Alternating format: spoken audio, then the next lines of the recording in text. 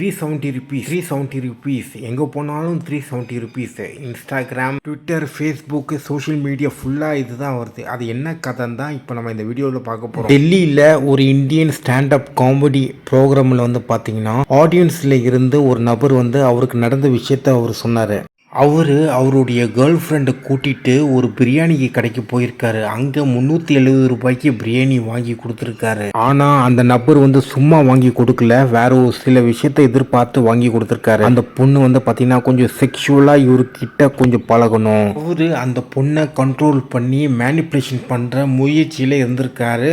இது பெருமையாக வந்து பார்த்தீங்கன்னா அந்த டாக் ஷோவில் வந்து பேசியிருக்காரு வேற.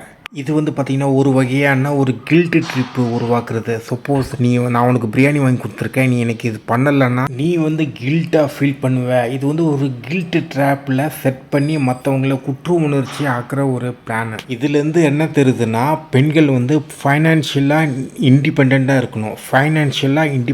இருக்கணும். அண்ட் நிறைய ஆண்களும் வந்து பார்த்திங்கன்னா யாரும் டிபெண்ட் பண்ணாதீங்க, ஃபைனான்ஷியலாக இண்டிபெண்ட்டாக இருங்க.